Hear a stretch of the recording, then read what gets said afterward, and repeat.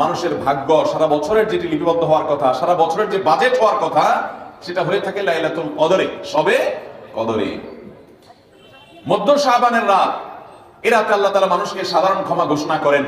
যাদের মনে হিংসা নাই, যাদের মনে মানুষের প্রতি বিদ্বেষ শত্রুতা নাই, এবং যারা শিরকে লিপ্ত না, এই মানুষগুলো ছাড়া বাকি মানুষগুলোকে মধ্য শাবানের রাত, যেটাকে আমরা শবে বরাত বলি, হাদিসের ভাষ্য শবে বরাত নয়, হাদিসের ভাষ্য হলো লাইলাতুন নিসফি মিন শাবান, সেই রাতে আল্লাহ রাব্বুল আলামিন বান্দাকে সাধারণ ক্ষমা ঘোষণা করেন। এটা একটা ভিন্ন বিষয়। কিন্তু বছরের সবচেয়ে শ্রেষ্ঠ রাত হলো লাইলাতুল কদর, যেই রাতে আল্লাহ তাআলা বান্দার ভাগ্য ঠিক করেন। এই রাতে যে ভাগ্য আল্লাহ নির্ধারণ করে থাকেন, সেই নির্ধারণটা যেন আমাদের অনুকূলে হয়, সেই নির্ধারণটা যেন আমাদের জন্য কল্যাণকর হয়।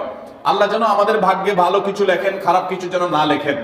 আল্লাহ যেন তাকদীরে আমাদেরকে ভালো কিছু দেন, মন্দ কিছু থেকে বাঁচিয়ে রাখেন। সেজন্য আমরা সবাই কামনা করি কি করি না?